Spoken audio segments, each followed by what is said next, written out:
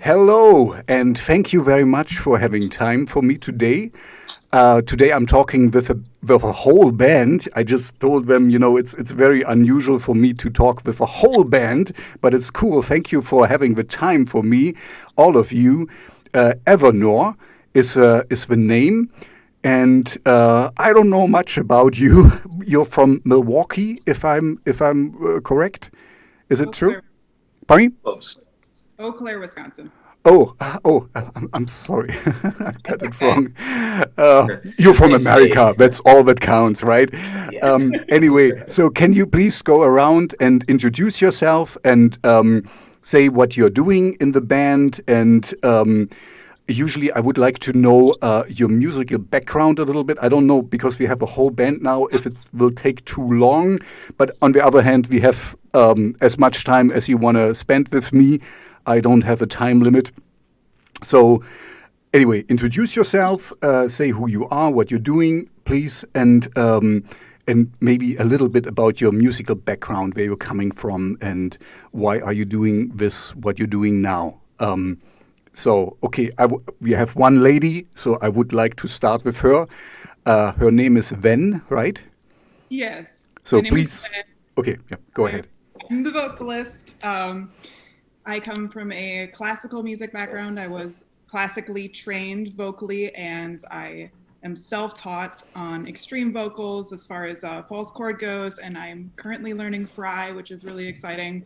I've been building on that throughout the quarantine. I also write the lyrics. So, yeah, that's a little bit about me. Next. Thank you. Um, my name's Victor. I am the guitar player. I'm the first guitar player in the band. I don't know. Used to consider myself lead, not so much anymore. Now Nathan and I share that spot. I have a background mostly in punk music and hardcore. Somehow I keep winding up in metal adventures, and I really like these guys in this band, so I guess I'm gonna stick with it and keep playing metal with them. But yeah, that's kind of my background, just kind of a self-taught guitar player, just like everybody. Thank you. Yeah, I'll go next. Yep. Yeah, I'm Nathan. I'm the other co-guitar player. Yeah, I mean, I've always been into metal. I played band like through high school. I actually played like percussion. I played drums in a band for a while, but also took guitar lessons and stuff. And I just kind of, I mean, other than metal, I kind of just like any type of music. Like most of us here, but yeah, music has always been, it's just kind of a part of my life, and I love these guys, and it's kind of my like rock at this point. Yeah, but yeah, that's me. Okay, thank you. All right, I'll make it so that Paul has to go last.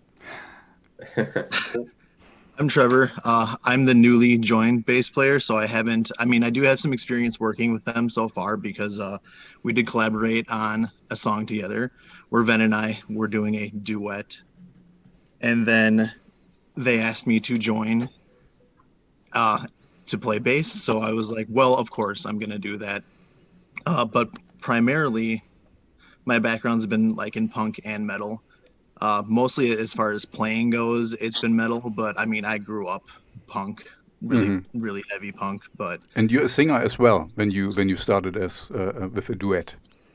yes, singing was something that I wasn't necessarily comfortable with yet. I'd never really done it, at least in a recording capacity. So it was something that I wanted to push myself to do, and these guys so graciously allowed me to like work with them and work on something and allow me to like try that out. And yeah, I'm really thankful for that opportunity. And then obviously the opportunity to play with them on stage, hopefully in the next year or so.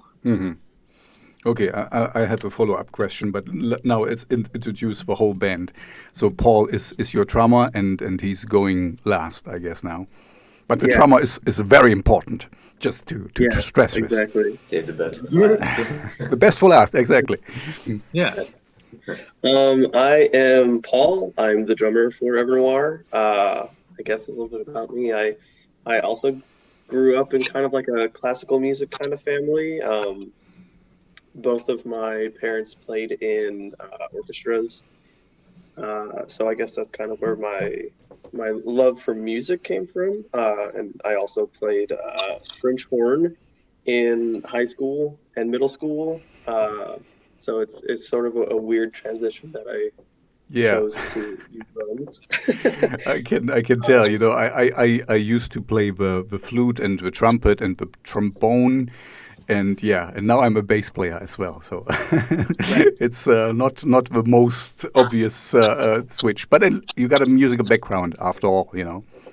hmm And I Yeah. guess you played in Oh, orchestras and stuff. So when you know your timing, and yeah, this has also Okay, so thank you very much for everyone to introduce themselves. I would just step in with Trevor because you said you started with a duet, and so you got to know these guys, and but you sounded like you don't want to. You usually don't sing, and you start with a duet. You know, a kind of makes no. I hear what you're saying and I get it, but it doesn't make sense what you're saying. You understand what I mean? You say you don't want to sing, and you started singing before you played bass for the band. Uh, I mean, it was something. I mean, I had always wanted to sing, but it was something I was always nervous to do. Hmm. Um, and when I had approached them originally, they had a bass player in the Hmm. band, so there was really no need for that, I guess. I mean, I think it was at that point a little up in the air whether or not he was going to be staying. But I started out like my musical career, I would say, mostly as a bass player, but singing has always been something I've kind of like done in my spare time as kind of like a hobby. Hmm. And I've wanted to like do something with it. So that was my opportunity to do it. And I mean, I would like to continue to sing, but I need to practice a little bit more before I can be proficient at singing and playing at the same time. And how did it happen that you ran into these guys? Because this is my next follow. How did you all meet? You can kind of get into this. And you know, I still don't get. I mean, I understand. I hear what you're saying. I still don't get how. Why did they ask you to make a duet? If you have not sung before, so I mean, somewhere we have to get the idea, right? hmm Actually, I don't know. Ben, do you want to cover that? You know most of the story, all of it, really. Sure. Trevor and I have been friends since I was about 20. So we're closing in on a decade. So he approached me about singing, and he asked if he could maybe be involved in something in the future because he wanted to familiarize himself with vocals and explore some different vocal abilities as well, because he had done some extreme vocals in the past, but he was looking to explore the clean vocals area. And we were working on Heart's Deception at that time, and it wasn't completed just yet. We still had a few songs to write. So I sat down and actually wrote a duet specifically with Trevor's voice in mind, and that's The Rats of Hamelin. So he got to be part of that concept album then. And he also did some extreme vocals on some other songs too, which was a lot of fun because we got to to match up my extreme vocals with his extreme vocals. And surprisingly, they sound very similar. Okay, yeah, I think this was also the song I kind of got noticed you. I got to experience you first time, Rats of Hamelin. Yeah, so thanks, Trevor. You kind of brought you to my attention. I mean, you as a band. So okay, this makes sense. So you were kind of playing around. You were tossing around ideas and just trying out different things. Yeah, So, essentially. how did you meet? So because the most I mean, what makes it special is that you meet the people who are kind of same-minded and want to do the same. So how did this happen for you? So, okay, go way ahead. back Sorry. in the day, Vic was in a band called Cobalt Aria, and I actually tried out for them. I had been searching for a band for 11 years. I really wanted to be part of one, and I stumbled across Cobalt Aria on a Craigslist ad and sent Craigslist in is still a thing, yeah? Yeah, and then auditioned in person. And that didn't really work out. There were some creative differences in the band, so I stepped back because I didn't want to cause any problems. But I stayed in touch with a couple of the members, and I did some photos for them. I was their photographer for a shoot.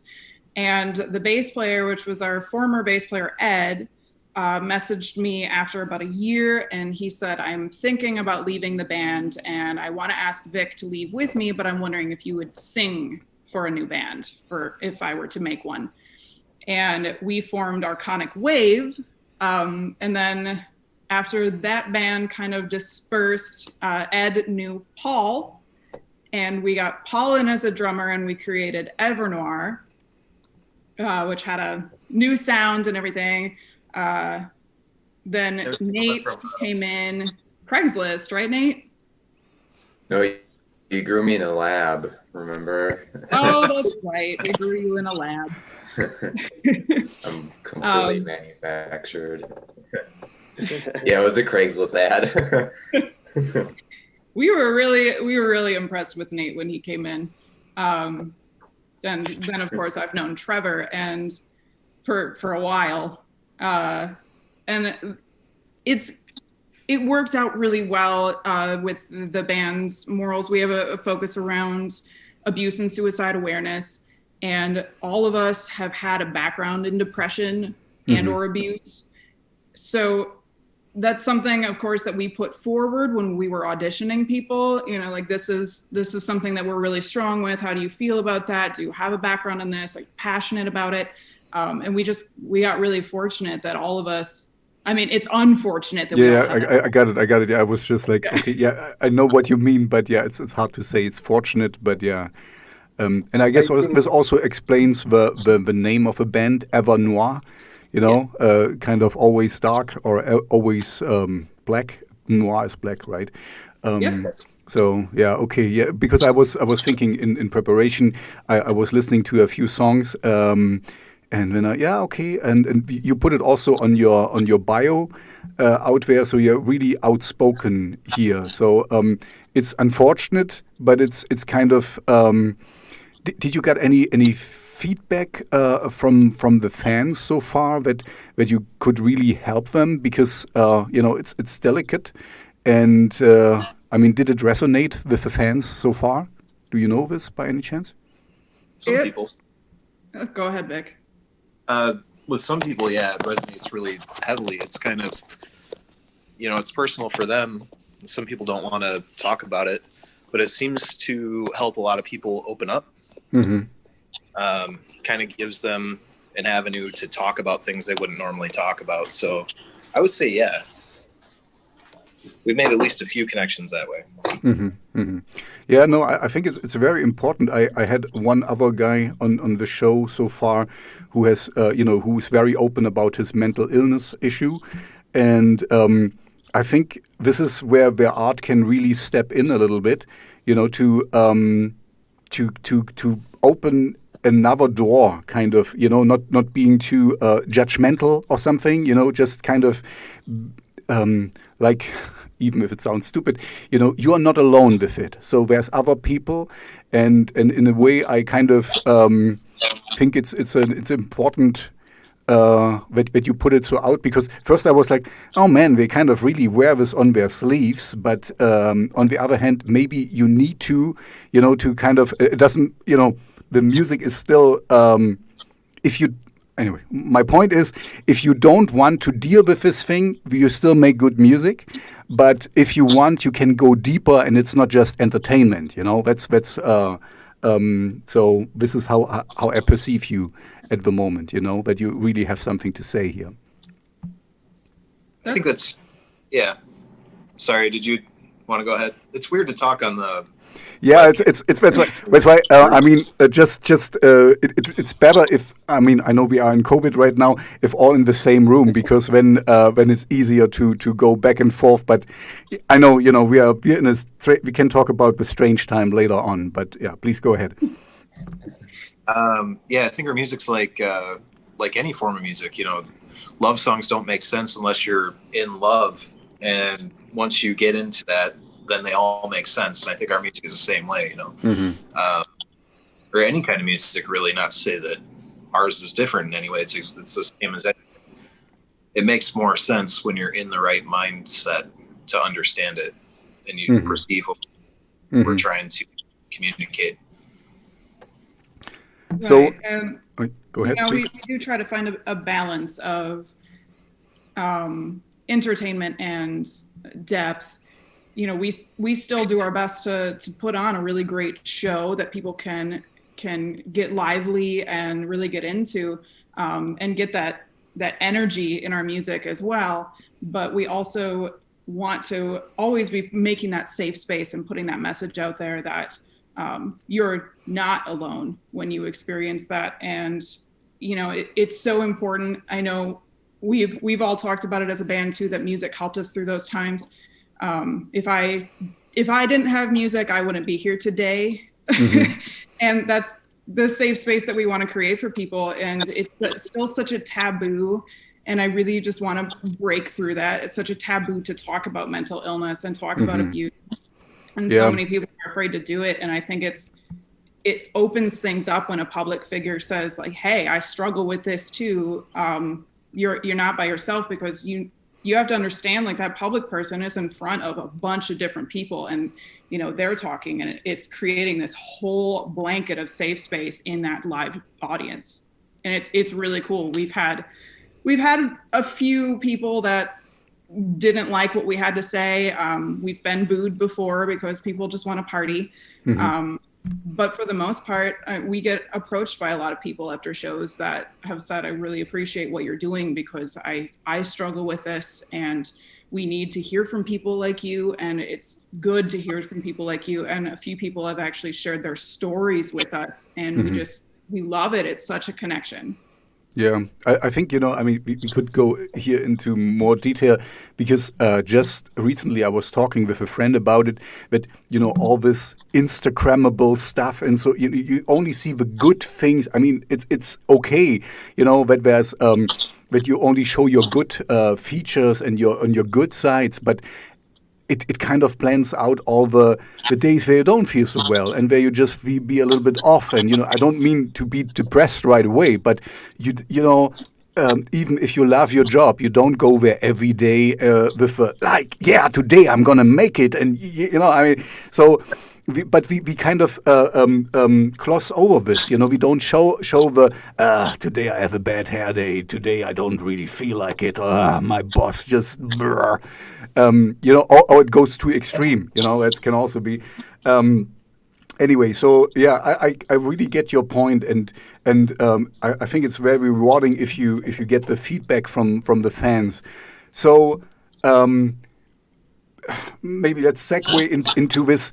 I have to admit, I don't know how long Evernoir is as a band out there. So you had some live experience before COVID-19 hit.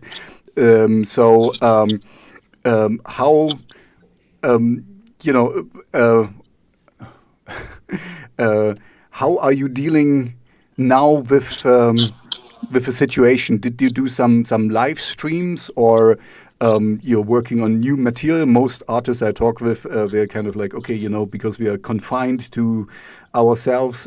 So how you're coping with the whole issue at the moment? We have not done any live streams. We're mostly focusing on getting ourselves tour ready financially. But also, yeah, as you mentioned, we're writing new material. We're actually starting on a new album, which we're pretty excited about. So that's been integrating a new sound too. We're going heavier for this one so far, and we're also going to be working on getting Trevor in and everything, and we're currently working on locating him a little closer. I see. So where's Trevor located? I mean, don't give him the address, but where is he right now? I'm only about like 3 hours away from them, so I mean, it's not the worst thing. Mm-hmm. About 200 miles. I mean, I've made that journey a million times in my life already. I go up there whenever they need me, so. But I am working on relocating, so that'll be solved eventually. Mm-hmm. And I guess now comes a question. You don't have to answer if you don't want to, but I guess you all have your day jobs because you're not living from music as of now. But I guess it will be your dream to be self-sufficient. So so how are you coping financially? If you want to talk about it, you don't have to if you don't want to. I mean, personally, sorry, I'll just interrupt you and be a jerk. Personally, like, I'm okay. Somehow this pandemic has allowed me to almost be more financially stable, where I've been building my credit and getting to a point where I have actually more increased stability in my life. So I don't know how it's worked out for me, but that's been something somewhat fortunate. Okay, that's what's your secret? Tell me more to become more stable in a bad place. Oh God, I don't have if you want answers, to, you don't. I just stay at home and don't do anything. It's miserable. You got honestly, you got to be miserable for a long time in order to have nice things. Mm-hmm. That's kind of the secret to life. Yeah. No, I'm kind of in the boat. Like, this has actually done really well for me because I have 2 jobs and I work a lot of overtime at my primary job, and my part-time job I've been able to put in a lot of hours there too. So because there's no room to do any entertainment, you just work. Mm-hmm. I've been working close to 70 hours every week. Wow. So for me, I'm doing financially really well, but it's very boring, very tedious. And but in the meantime, I did buy a house, and I haven't had anything to spend in it yet, but it's kind of nice. I kind of like the place. It's empty, you walked through it before, so it was like, oh yeah, looks nice. You have some nice flowers, and looks good. Yeah, I love the plants. The plants are doing really well, but I have like stuff. I'm trying to hide all this, but none of that's working. Okay. I see. Yeah, I'm not going to show you more of my studio here. Yep. Okay. And I guess the others are doing fine as well. So I mean that's good to hear. We don't need to go into specific. So as Ven just said, you're writing on new material. So you're meeting in a rehearsal space, or how do you write it? Is somebody has an idea and just throws it out via email or chat or something? How do you get together at the moment to make new music? That's kind of a mix actually. We usually meet up twice a week to have regular rehearsals, and then if we come up with an idea that we like, one of us will go home and record it and then send it to everybody on an email, basically, or whatever chat group we're using. So we kind of do both. You can write independently. I kind of like that. Okay, and then the others just add on, or I'm asking the others to chip in here. Yeah, for sure. I have a program that I use for drums. So when it's called Superior Drummer 3. So as we're sort of like demoing new ideas, I'll just like write baseline drum parts that are, if we've practiced it and I sort of figure something out, I sort of make it match as close as like I would play live, and then I take the parts that other people have recorded and sort of make this little demo, and we sort of like cycle through that for a little bit until we sort of find the area that we like. Then we move on to the next song. Yeah, that's pretty much it. Paul usually fixes it all for me. I guess I coordinate most like the guitars with you, Vic, and like I'll just use Studio One.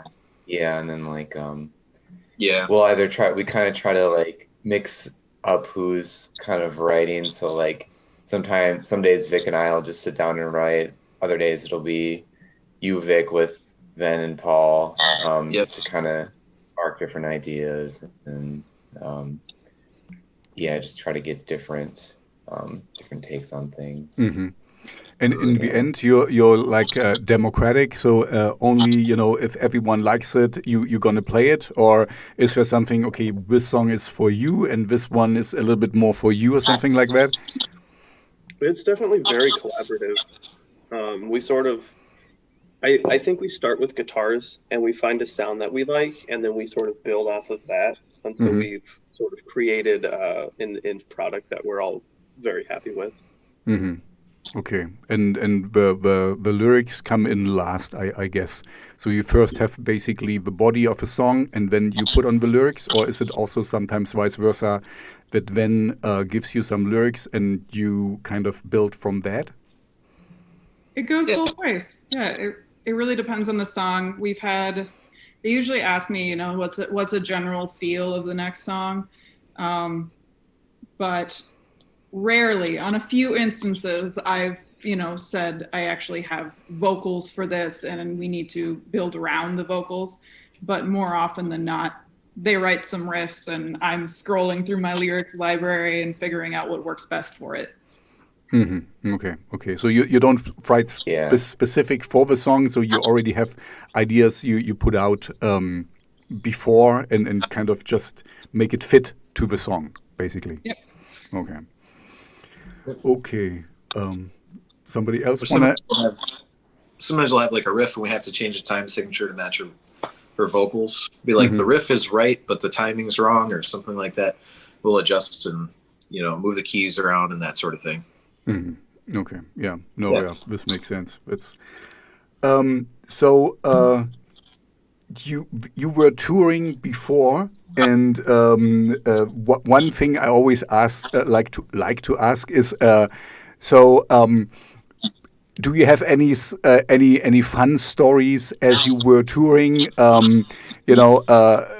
Some fun stuff what happened on the road, or if you want, or if you had, was there any starstruck thing? Like you shared the stage with one of your heroes, and how did you feel with it? That's always interesting for fans to know. Where you are fans from, basically. I have stories, but does anyone else want to go before I share my two? The flag story. You remember the dude? Go for it. This dude, there's this guy at one of our shows, and he's just this nice, like, very wholesome guy. And he would bring this flag that he would have bands, like any band that was like a local band or like bigger bands would sign this flag. And I just had like a Coors Light, and I just like set it like on the table next to it. And then I tend to talk with my hands, and I like smack my beer, and it spilled over this flag. And then it was just like silence. And then like I felt so bad, but the dude was pretty cool about it. And we cleaned it up, and luckily it was like it didn't damage the flag at all. But it was like the dumbest I've ever felt at that moment. That's pretty rough. In hindsight, it's kind of funny. My favorite Evernoir story so far is we went to Keokuk, Iowa for a suicide awareness Punk at the Park music festival. And we played start of the evening. We didn't stay overnight. So, we made the drive back home after we were done playing. And our former bass player, we were sorry, dude, but he really needed to go to the bathroom. And so we spent, God, was it 3 hours looking for a bathroom? Nothing was open. There's nothing. Huh? There's nothing in Iowa at all. No. Okay. We just kept like taking these detours. And so, it got to be really late. I have trouble sleeping in vehicles, not good for touring, but it's true. But I did manage to fall asleep for like an hour or so, and I wake up and we're in somebody's backyard. And so I'm waking up and I'm looking around and I'm like, Vic, where are we? And he's like, the GPS brought us here. We're trying to find the road. And so we're driving around in this person's backyard. It's like, please get us to the road so we don't get shotgun shells in our window. Like, please, this backcountry is scary. That's why my brother's not allowed to run the GPS for us. I don't know where he had us going. That was really. And then, Starstruck, it actually didn't happen to us at a show. This is just my personal Starstruck moment. We went to Cold Kingdom's album release show last year, and their former singer, Danny, was there. And Danny is one of my biggest inspirations. That girl, when I saw her live, she kick-started me on, like, this is the kind of presence I want to be live. And, polishing my style and everything, and her vocals, like, it just, boom, immediate inspiration. So it was cool to see her again, because we had shared the stage with her a few times, and kind of talked to her. And she'd had a few drinks, and she was cupping my face, and she goes, "Oh my God, you're so beautiful, just so pretty." And I'm walking away, and I'm like, Danny thinks I'm pretty. I'm on cloud 9. That's never happened to me before. It never happened to me as well. So I mean, you're the lucky one. I don't know why. So does anyone else want to share a starstruck story or some more? I don't know, not finding a bathroom story. I think for my favorites. Although we did play with Tantric last year, right before quarantine hit, we weren't able to play anymore, and that was a big one for me because I've seen them live probably 10 times. One of my favorite bands since I was a teenager, and getting to share a stage with them, that was pretty intense for me. They're not really like a massage. They're just one of my favorites. They have like a massage chair in their back room. Oh, yeah. Yeah. Yeah, they actually almost walked in on me while I was changing in the bathroom. Yeah. I had pulled the door shut. Oh. I think a moment for me, not exactly like starstruck, but just like something that really motivated me. Like a few years ago, we played with a band called Soil. And while some interactions with the band weren't super great, I won't go into details, but the touring drummer for them, I walked by him and he complimented me on my drumming, and told me to keep at it. And it sort of like really resonated with me because like Soil, for the most part, is a pretty big band, and to sort of get that compliment from somebody from the band, it just like, I don't know, it really made me feel good. Yeah. Okay. Yeah, I guess for me. Oh, sorry. Yeah, no, go ahead. Go ahead. Mine's all pre Evernoir because I've joined them on stage once, but that was for vocals. That night's just kind of a blur to me. I was so nervous. But I think the coolest, at least one of the coolest, like stage sharing moments for me was we opened for a band called Necrogoblicon in Chippewa Falls, and I wasn't deeply into them at the time. But then, I mean, I opened for them. I'm going to start listening to them. Like, you at least owe the bands that you're playing with a listen. So I started listening to them, and I was just like, okay, yeah, this is definitely my kind of music. And then ever since we played with them, like I just saw that they just started getting bigger and bigger and bigger. I'm like, that is awesome to see. And it's like, it was nice to play with a band that was getting big, but wasn't necessarily big yet. And now I'm hearing their name all over the place. I mean, Post Malone even mentioned them in the Joe Rogan podcast. Okay, cool. Got them a lot of fans. Yeah, that's also, I never really get the how I don't know how you say it in English, but that you have this elbow approach, that there's not enough space for all the other. If you make good music, there's enough fans out there for all of the bands to share, and I mean, I have my own background, of course, and I was very, okay, only this is the real thing. And, now I'm more wide open minded, or my taste is more wide open. But anyway, the point for me is, why not wish others well as well? I mean, it doesn't take anything away from you, from your success, when others are successful as well, I mean, I think that's if they're a great band, I don't know them yet. I will check them out. I don't see any. There shouldn't be any feud or any. They're better than us or something. They're good. They're different. They're making their stuff. I'm pretty sure. So anyway, I don't like this. I don't know the word for it in English. That you only kind of only we are on top, or no one else, or something. Like a very competitive culture. Yep. And we've sort of dealt with that a little bit. We try and be as inclusive as we can, obviously, because we want to make friends. We want to have bands that we can just send a message and be like, hey, we have an opening for the show. Do you want to play with us? But we've definitely had bands that have been standoffish, and of course, I'm not going to say names or call anybody out, but we've seen that sort of like harsh kind of toxic nature in some of the bands, and it's disheartening because like you said, especially for like bands, you want it to be this platform to lift everybody up, and then when you interact with people who sort of try and bring others down, I don't know how else to say it. It's just disheartening, I guess. Mm-hmm. Yeah, it's really toxic. I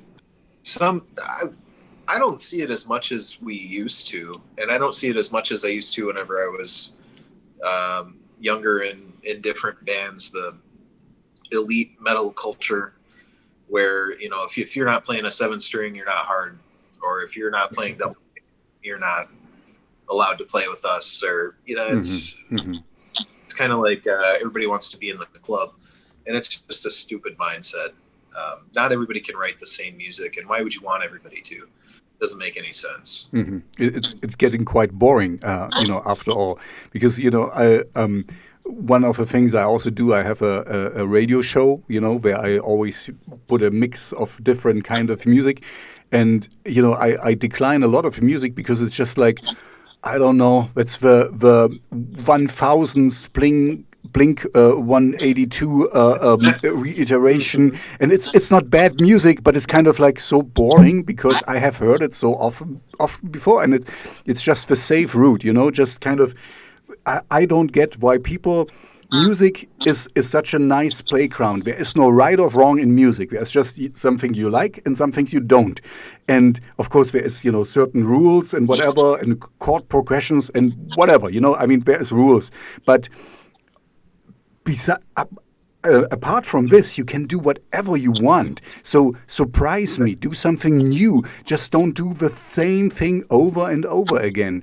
And this is where I get annoyed, with people where I can hear they have talent, and they can play very well, but just they do the same stuff like everyone else. And here, so I guess, it comes with a little bit of age that you get more like, more forgiving and more open-minded. but yeah, I think I know what you mean. That's I don't want to I think the right word is cookie cutter image. If you have your inspiration and the bands you like, but you don't want to sound exactly like them, but it's your inspiration after all, but you bring something in. And then today I have a whole band here. You know it yourself. Sorry, I don't have your names down yet, but everyone brings his own background in it and makes something new out of it. And this is exactly how it should be. And not like, I had this death metal discussion before, that this is not true death metal because it needs to be like that.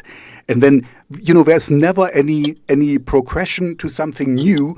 If there's always, when we would play blues rock the whole time, because then, because this is the real thing and nothing else. And anyway, so sorry, this annoys me. You didn't do that, but it's just kind of, I'm really like, this was one of the reasons why I asked you how did you meet, because here I'm in a smaller town and I'm kind of like, don't find the like-minded people, I mean, for me it's easy now to talk with people all over the world, thank you for listening, but so I know there's people out there who are like-minded, but here it's kind of very I mean, it's very narrow. Yep. Yeah, that was well said. I think musically we all have very, very different tastes.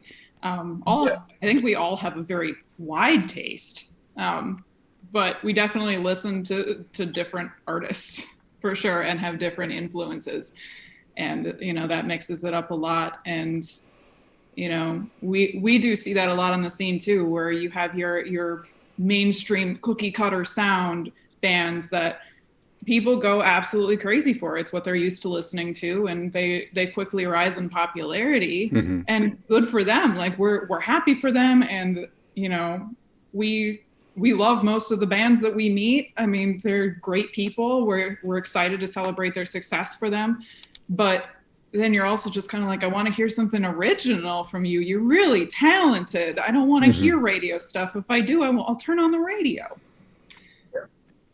Yeah, I think sometimes, the audience is a little bit conditioned, by algorithms and whatever, and if it doesn't fit something and it's the same with every art, like in movies or so, if it's not like, I don't know, the action movie needs to do this and that, and then, when you're kind of, what should I do here? I need to think for myself if I like it or don't. Maybe I should check out the critics. Do they like it? So I will like it. And who cares? I mean, if you like it, like it. I can only talk for myself, of course. I'm more into gothic, industrial, and dark wave. That's kind of my thing. But just recently, I found a really funny song, and I liked it so much, and it was a Scooby-Doo theme with something, and I was like, man, this doesn't fit into my stuff at all, but it's so cool, so I like it, Maybe this also comes with a certain age, that you don't have to be true anymore, true something, true death metal, true that, and anyway. I guess you don't struck me like very closed-minded people. No, we listen to a lot of different stuff. We have a lot of different influences. Like me and Trevor into punk and metal, and like most of the other guys in the band are into the heavy, closer to death metal range, or the heavier stuff. I'm probably the biggest hipster band too. Listen to a lot of like indie stuff, and at the same time it's like really heavy like death metal and stuff. But yeah, definitely. I don't know. Just you're talking about like the movies. I'm totally guilty of like looking up Rotten Tomato scores before I watch a movie before I decide watching it. It's fine. It's fine. You need to start somewhere, but also it happened. I mean, it's often they are correct. I'm not so how you say, not so fringe out there, you know. I know what I like, you know, and sometimes I want to turn off my head and just want to see senseless action, shooting stuff and blowing up things. That's absolutely fine. But sometimes I want to be a little bit, you know, a little bit more depth into it, and I find it fascinating if you, and also it depends on, you know, we can also bring it back to music here. It depends on in which state of mind you're looking at something or listening to something, you know. This is something maybe we can talk about the lyrics. I have to admit I didn't really check out your lyrics, but I like if you have okay, I need to phrase it right. Sometimes if you're too how you say too straightforward with your lyrics. This is for me like the punk approach, where we tell you this is black and this is white and this is wrong and this is right, and you know but I like more when like in movies, you know, when you have like little where you can think for yourself what you get out of it. You know what I mean? Where I have to admit, like I said, I didn't check your lyrics, but this is like the Nava art where it means something for everyone else if you write it correctly. So that doesn't mean it's wishy-washy, that it's kind of like nothing, just a nice set of words. You know, you should mean something, but the greatest thing I realized is that your own lyrics can change on yourself because you change. You know, the lyrics stay the same, but they mean something else to you. You know how you wrote them, but then they evolve. But this can only be done if they're not, how you say, too specific to, you know, to bolt it down to something.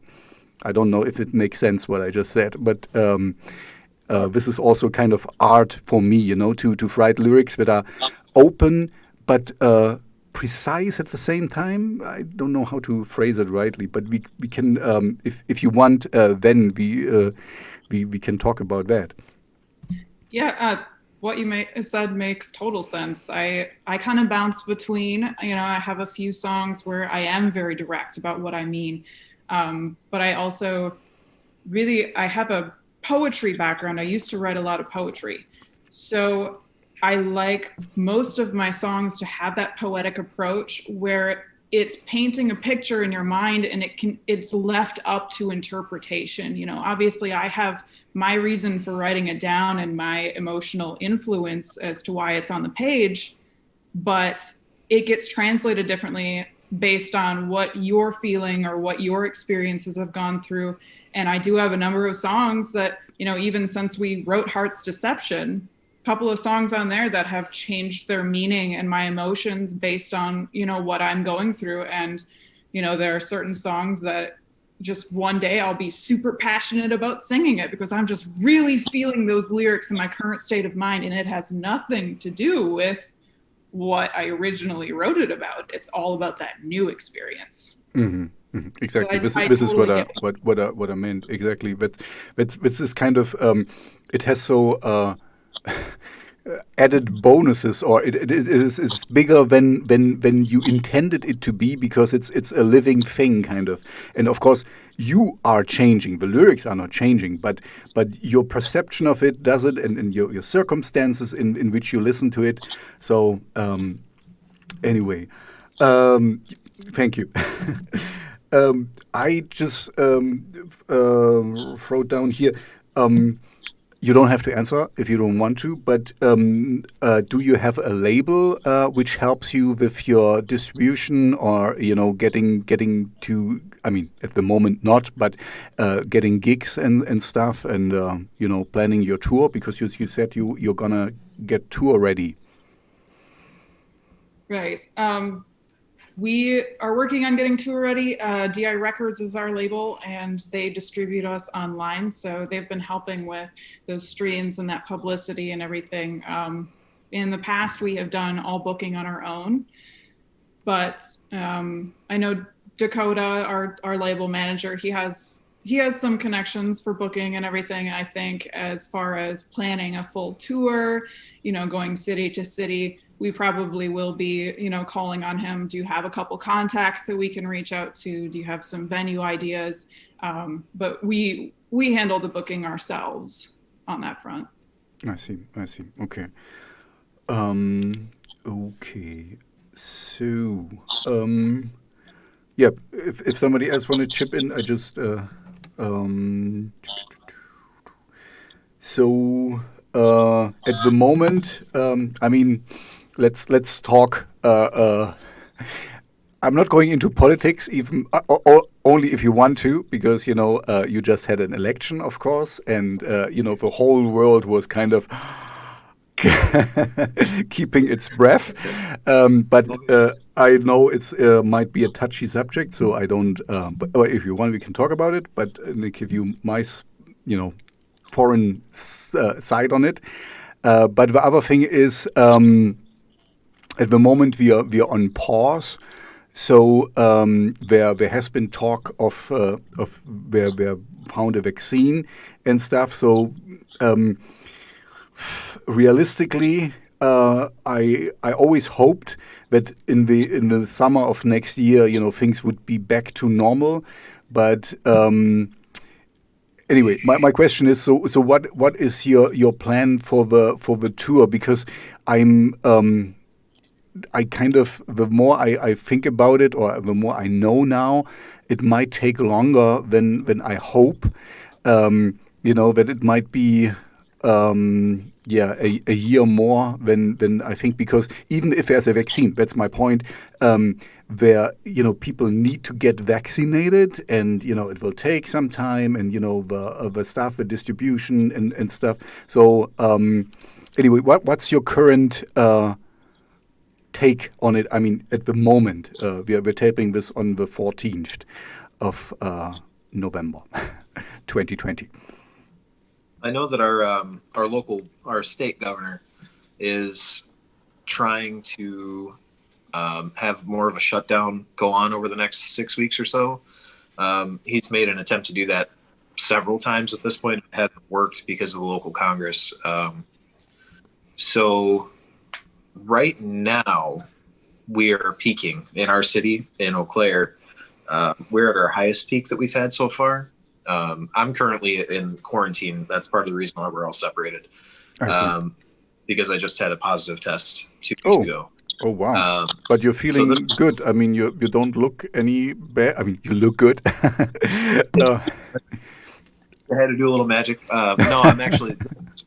This is the first day that my quarantine ends. So okay. I'm still not really comfortable going out in public yet. I don't feel like it'd be real responsible for me to gather up all my friends into a small little room yet. But I have been told by the health department that I'm ready to go as of today. I'm good to go. So you really had COVID-19, right? Yep. Okay, I had a positive. So you're one of the first person I actually really, meet in a way to really have had it. Yeah, it's been really, really boring. Good for you, I would say. I'm personally glad that I weathered it well, but let's see. So our state right now, I'm sure, is probably going to go onto a pretty significant lockdown. But we do have vaccines on the way. I've read that the CDC is expecting us to have vaccines within the next couple of months, and I'm hoping. Really? I think we're all kind of fingers crossed that we'll be good by, May or June. I would think is kind of where our target is at. We're all just kind of gonna keep our fingers crossed and hope that timeline's. Mm-hmm. Okay. Yeah, I mean, this early, because for me, this week was just the announcement that they found a vaccine that looks very promising. Mm-hmm. But, from what I heard, because it's some new kind of technology they use, they really need to cool it a lot, and it needs, special distribution centers. So, and this will take, anyway, I mean, I'm with you, I'm hopeful. And also, the positive in the whole negative thing is I really hope, once we are out of this I always call it, we're on pause right now. We're set on the pause button, Yeah. and nothing really happens. And that people will really appreciate, live stuff, and will really know what it means. That there's a really a band playing for them, and they gather with other people. It's like a congregation. It's like a church. You feel you smell the sweat of other people, and you get some beer spilled on your flag or on your shirt and whatever. And but yeah, I never thought I would miss it, but I miss it a lot. So I hope the appreciation is will come back greatly. We hope so too. And when I say we're getting tour ready, I meant we're working on making sure that we have solid transportation. We've done all of our shows with multiple vehicles so far, but we want to get one solid band vehicle that we can get all of our equipment in and all of us in, so we can save on gas and kind of rotate those sleep schedules and everything. So financially, we are working on getting tour ready in that sense, and as well as stage equipment and stage performance. We're working on getting our gear amped up, during this financial lockdown, basically, because we're not paying to get to shows, or at this time, we're not paying for studio. We're writing, but we're not paying for studio yet. We're funneling those finances into making sure our gear is amped up and that we're putting on the best live show possible that we can at our level. So that's what I mean when I say we're getting tour ready. We're getting ready to kick some butt when we get that there. I think so. Yeah. When you come out swinging. Because I think for all of us, it's kind of. A tour and being on stage, can be tiring, but now you miss the excitement. I'm pretty sure, kind of the adrenaline and all this stuff, and Anyway, I wanted to say something. Did you ever look into there's like options of where you can rehearse online? Somebody told me about Kazam or something. Where you can do we do a video conference now, and then you have like your stuff, and you can all play together. Did you try this out? Because you said before you meet two times a week, but of course you couldn't because of a COVID case and stuff. Have you looked into this, or is this not an option for you? We haven't looked into that yet. So while we have had, some time apart due to the COVID case, a few of us have still been getting together and writing, and we've been doing that email method that we were talking about. Mm-hmm. So we still wanted to make sure that we were making progress, in the downtime. We're always moving forward, and sometimes we do just, take a break. I'm working on costumes for our next music video. So in all of our downtime, I've been working on that, as well as building my fry screen too, and so I've been utilizing that downtime, and I know the guys, they work on riffs or kind of, learn a couple cover songs, whatever keeps you up to speed. And Paul practices his drums all the time, and he likes having those recordings set so he can always do that during our downtime. So even when we're on break, we're still very productive. I see. So you also do your own costumes. That's cool. Mm-hmm. So just for your show, or do you have like a design label thing or something? Where you sell stuff? Because if you make some, things for the stage needs to be kind of specialized because you want to move around easily, and sweating and all the stuff. Or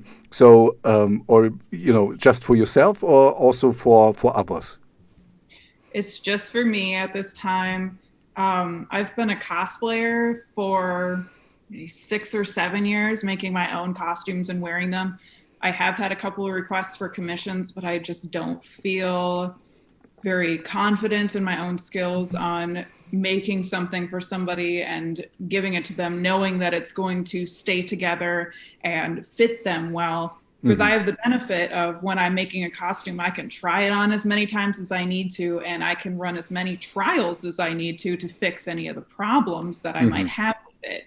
So I do stuff for the stage, I do stuff for our music videos, but I also wear, you know, other alternative clothing as well. It's kind of just whatever I'm feeling. Heart's Deception is really where I started building my own stage costumes. I have 2 stage costumes that I wear, a light and a dark, and that's kind of what I'm working on for the music video too, is a light and a dark. Oh, okay. Dichotomy. Yeah, cool. You know, I'm, you know, myself, I'm not really talented in doing anything that involves scissors and stuff. So, I wished I would be, because, you know, I like that you do it, because for me, this kind of shows me that you take your audience seriously, you know, because I have to phrase it nicely. I don't mind if you go, you know, if you're on the stage and you're just in your t-shirt and your slacks or whatever, you know, and you're just doing your music, because the music is the important thing, you know, and of course in how you present it. But I think it brings a certain level of taking the audience seriously if you can see, okay, this is not like you walk around usually, you know. This is a special thing to do. And I myself, you know, I'm a little musician as well, so not that great. But anyway, so I want to do the same. You know, that's why I'm listening up here, because I think it's important to show the audience, you know, that they are treated to something. You know, usually they pay money and they're gonna see you, and they don't want to see, to quote Lemmy from Motorhead, we don't want to see the nice guy from from their neighborhood. We want to see the rock star. You know, we want to see the person who's bigger than life. And you know, and if you put on a dress, it's like a costume. I mean, it is a costume, and then you can kind of, you know, you perform, and it kind of we could talk about this more, because it transforms you as well, you know, kind of I rarely, for example, I mean, just talking me, put on a shirt and a tie, but if I do, you know, I feel different just by doing that, you know, and so it's the same with. It gives you a little, how you say, harnish, or a little panzer. No, how do you say it in English? A little. It shields you. It shields you also a little bit, and it shows that you're now bigger than life, another person. And you know, I guess your cosplay background helps with that as well, because yeah, I like that. You know, I want to. It's the entertainment value. It's kind of. It's like in an opera or something, you know. There's more than just the music. There's something for the eye as well. Right. And as you know now, you're very beautiful. So, no, I forgot the name of the person, you know, where you were starstruck, but you are beautiful. I can say that. You know, my wife would hopefully not mind. Yeah, cosplaying. I've always loved dressing up. My mom never bought me a store-bought costume for Halloween. I loved Halloween. She always made me build something from whatever we had around the house. And I always like to tease her, because I'm like, you started this expensive addiction. Because when I started cosplaying, she was a little resistant to it. Like, you're a little old to be in costume and going to these comic book conventions. And, you know, she didn't really know what to think of it, I think. So I was like, you started this, you created this monster. And I always wanted to bring it to the stage, because when I get into a costume, yeah, it's like getting your hair cut. It's like wearing an awesome outfit. You have an extra spring in your step. You feel different on the inside. You feel exhilarated. You feel motivated.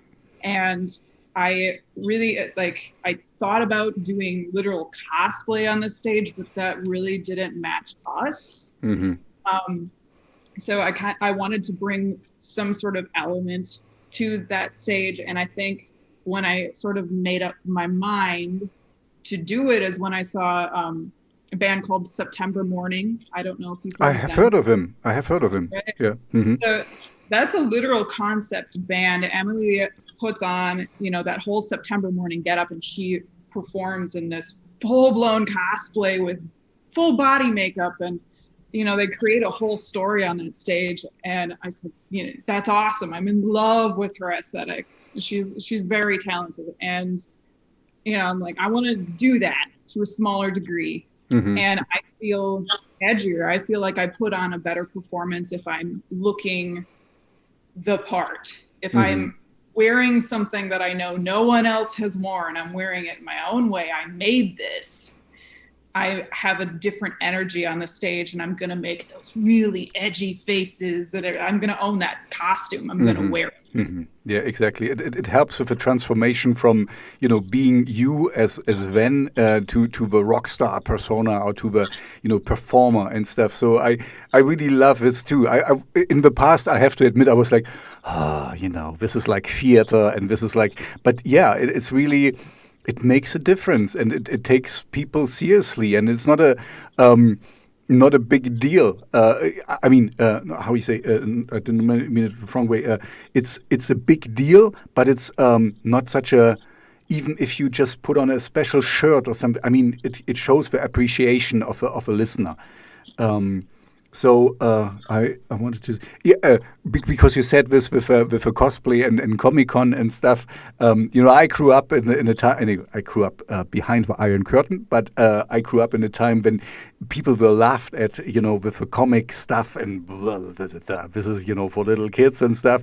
And now it became such a big thing. I mean, the pandemic put a damper on it as well, but I remember it was like, you could see live streams from Comic-Cons, and all the hip people got there, It was kind of out of formerly the nerds, and now, it's a mass phenomenon.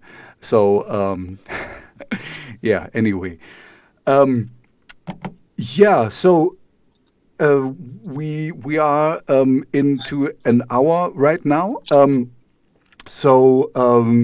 I'm basically talked about everything. I think I wanted to get to know you, and I got to know you quite better. Thank you for your openness. Is there something else you want to share with the listeners? Some special thoughts, some closing thoughts, something you wanna state. Sorry, but it's a little bit odd for me to have a lively discussion with so many people. It's not easy to really. Sorry, I apologize that I could not attend to everyone. I think that's understandable, given the situation. Yeah. So and I think you did a pretty good job of trying to make sure that everybody was heard and had a chance to speak, so I appreciate that. You're welcome. Thank you. I think the other guitar person didn't talk that much, but some people talk a little bit more. I'm very talkative, as you know now. I've often been told I'm pretty chill, so I don't mind Vina. Okay, that's cool. So maybe we do a closing round, and everyone, maybe we start with you, Nathan. See, now I got your name, Nathan, and just what's your wishes and hopes for the future, or something nice you can share with the audience, to end on a positive note. Yeah, I mean, I would just tell people to just hang in there. I mean, times are very unconventional at this point. They're difficult, but it's temporary, and we're still solid and connected as a band, and we plan to present more music to people. So if that gives any glimmer of hope to people, I hope it does. So just hang in there. And wait for the new album. Yes. And for the next video. I mean, I guess you're gonna still shoot the video, right? Yep, we're planning on shooting the video actually inside. Well, the plan is Vic's house so far, but we'll adjust. But within a building, so it'll be a closed private shoot. So it'll still be safe. We'll have mostly just exposure to each other. So yeah, plans are still in the works. I'm pretty close to finishing these costumes, and then we can maybe start discussing getting those plans in. Okay. Maybe once it's out, please hit me up, and I can maybe talk a little bit about it and put it in my radio show. So I can help a little bit furthering your endeavor. So you wanna give us some closing thoughts, then? Sure. Or maybe can I just if you wanna don't answer it if you don't want to. Then seems to be like a short for something. Is it something short? You wanna give me your full name, or if you don't want, don't do it. So what stands for Ven for? Ven is short for Venerate. Venerate. Venerate. Venerate. Okay. Venerate. Yep. And people were kind of struggling to remember my name a little bit, so just kind of shortened it and just call me Ben. And people remember that, I think, because I get called Ben a lot, because that's what they hear. Oh, your name's Ben? That's weird. But it's easy to remember. It's 3 letters. It's close to Ben. It's just with a V. Okay, yeah, I need to look up what venerate means. I don't have it on top of my head. Yeah, venerate. That's venerate. Okay, I will check it out. Thank you. It means to honor and respect. Oh, that's a cool thing. But okay, cool name.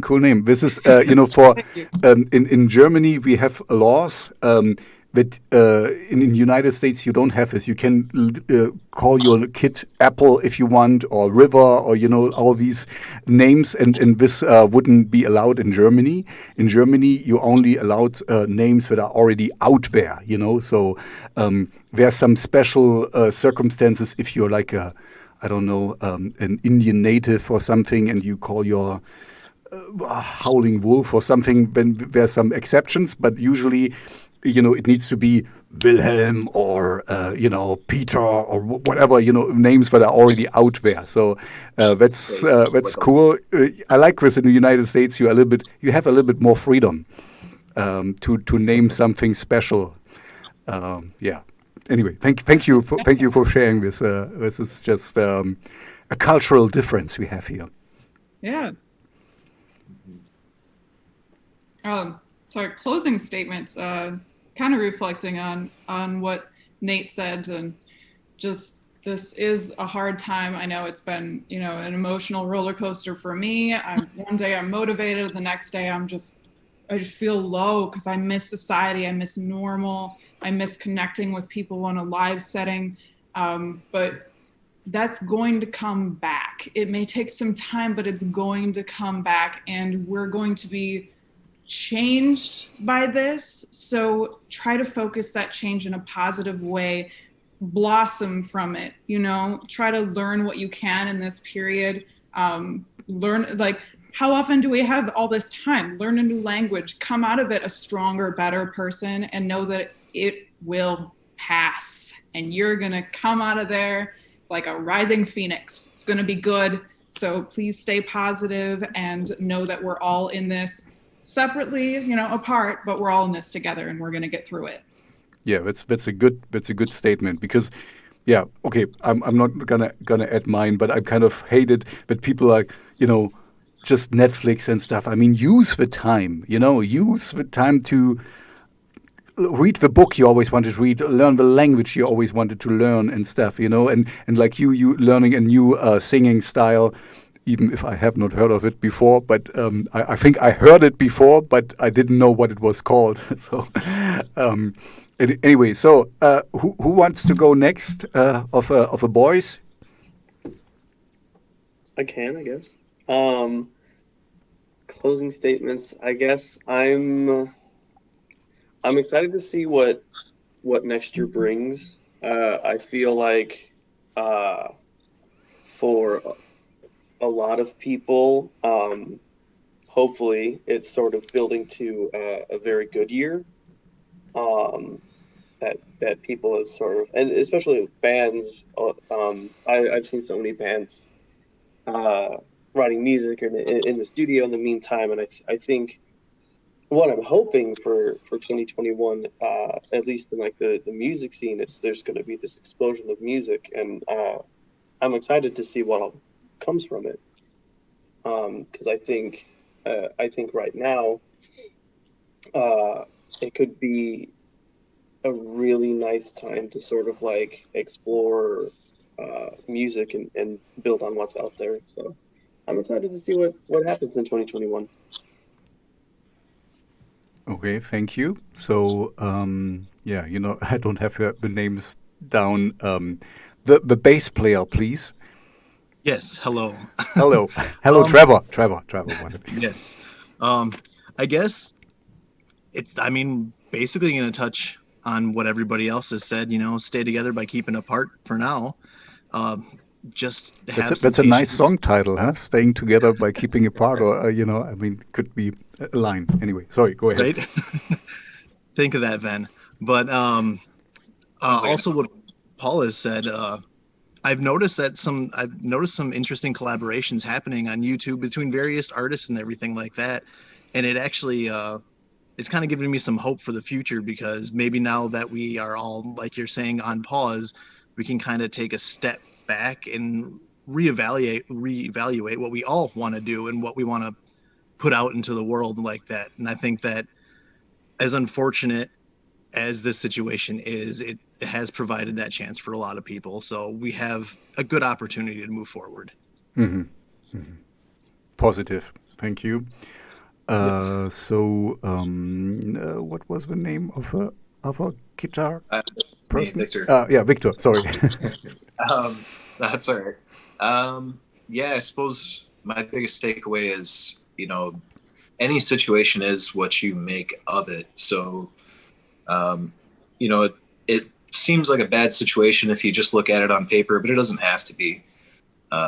You can dig a positive out of anything. Like Ven was saying, and everybody else was saying, use this as an opportunity to grow yourself, then you're in a good situation. I've been locked in the house for 2 weeks now, and it's pretty annoying. It's getting pretty boring. But that's kind of my fault that it's boring. It didn't have to be. I spent a lot of time playing guitar and things like that. But obviously, if I would have been a little more motivated, I would have spent less time on Netflix, and it would have been a pretty good time. Just try to remind yourself to stay active and stay creative. And ultimately, I think this hasn't been as bad as it seems. And it doesn't have to be bad if you don't want it to be. Mm-hmm. Mm-hmm. Okay, and you're also a COVID survivor now. I mean, you should be kind of you might not even need the vaccination. I mean, if your body got through this by yourself, so that's good news as well. Yep. Also, reminder, get it. Remember to go donate plasma. Make sure you do what you can to help people. Mm-hmm. That'll be my plan for the next week or so. We'll find out where to help. I see. Okay, cool. Yeah, so thank you very much, all of you, for your time. Yeah, I mean, I completely get that you needed to be separated, but yeah, if you do this again next year in a better environment, let's do it all together in one place. Then it's easier to get around with the people, because then I can see all of you at once. Anyway, so thank you very much. It was very interesting, very nice to look behind Evernoir, and yeah. So I will stop now, but please stay on,